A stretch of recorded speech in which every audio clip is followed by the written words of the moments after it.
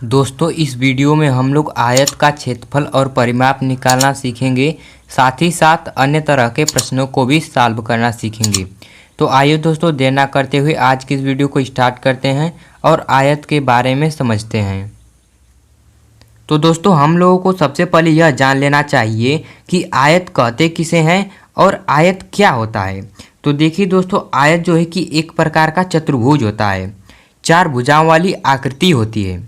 अब दोस्तों यहाँ पर देखिए आयत का परिभाषा लिखा गया है कि आयत किसे कहते हैं।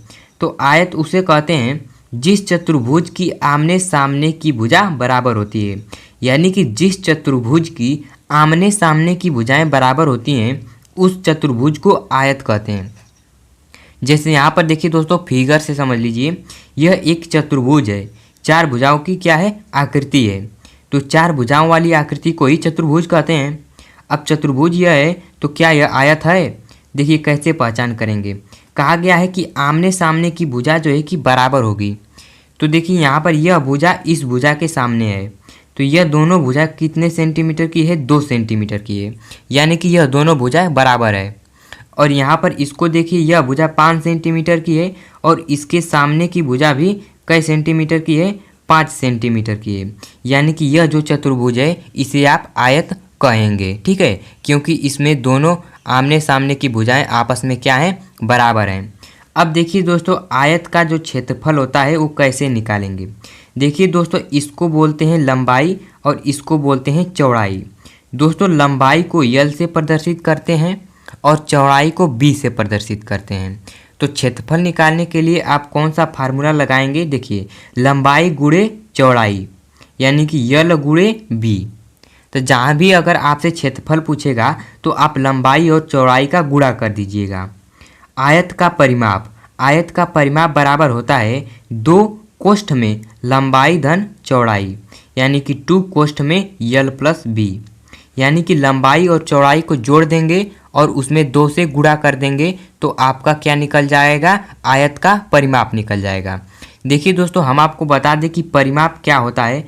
तो परिमाप चारों भुजाओं का योग होता है, ठीक है। परिमाप जो है कि चारों भुजाओं का योग होता है। तो आप इस फार्मूले से भी निकाल देंगे तो चारों भुजाओं का योग निकल जाएगा।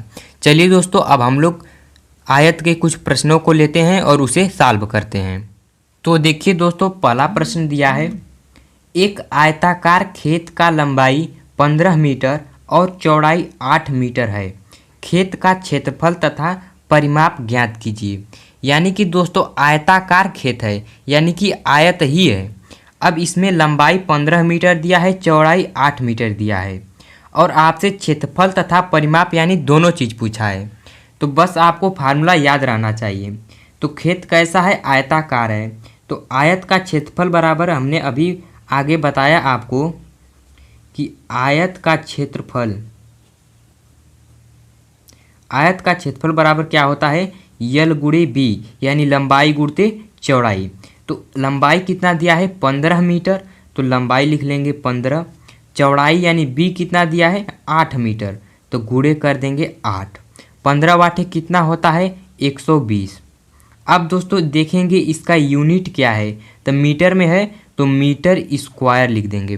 दोस्तों क्षेत्रफल के लिए यूनिट का स्क्वायर कर देते हैं। अगर यहाँ पर सेंटीमीटर रहेगा तो सेंटीमीटर का स्क्वायर, मीटर है तो मीटर का स्क्वायर, किलोमीटर रहेगा तो किलोमीटर का स्क्वायर। जब क्षेत्रफल निकालेंगे तब स्क्वायर कर देंगे।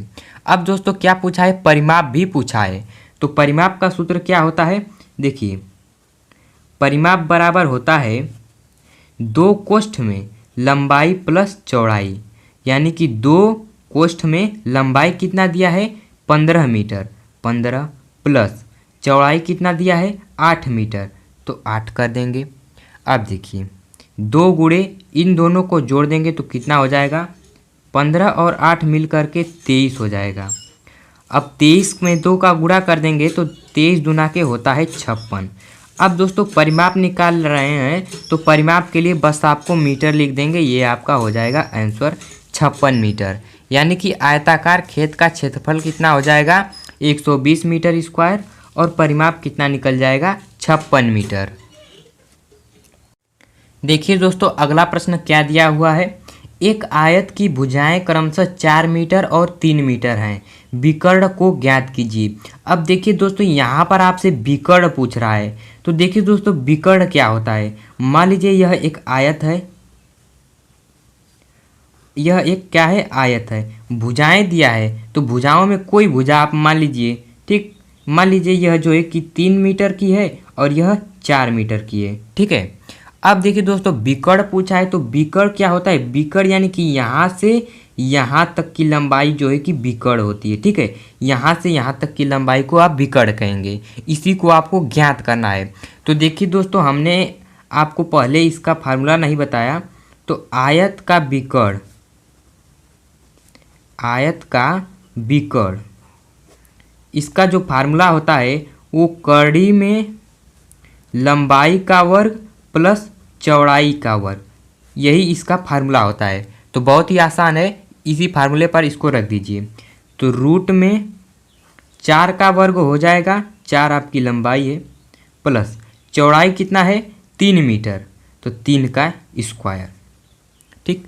अब देखिए रूट में 4 का वर्ग कितना होता है 16, 4 चौके 16, 3 का वर्ग कितना होता है 9, 3 तली का 9।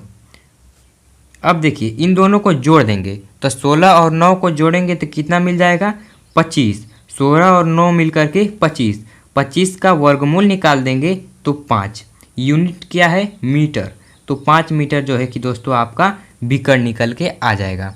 तो विकर्ण का यह फार्मूला आप याद रखेंगे। चलिए दोस्तों अब हम लोग नेक्स्ट प्रश्न पर चलते हैं, काफ़ी महत्वपूर्ण प्रश्न है। देखिए दोस्तों अगला प्रश्न काफ़ी महत्वपूर्ण प्रश्न है। एक आयत का परिमाप 64 मीटर है तथा एक भुजा 6 मीटर की है, दूसरी भुजा ज्ञात कीजिए।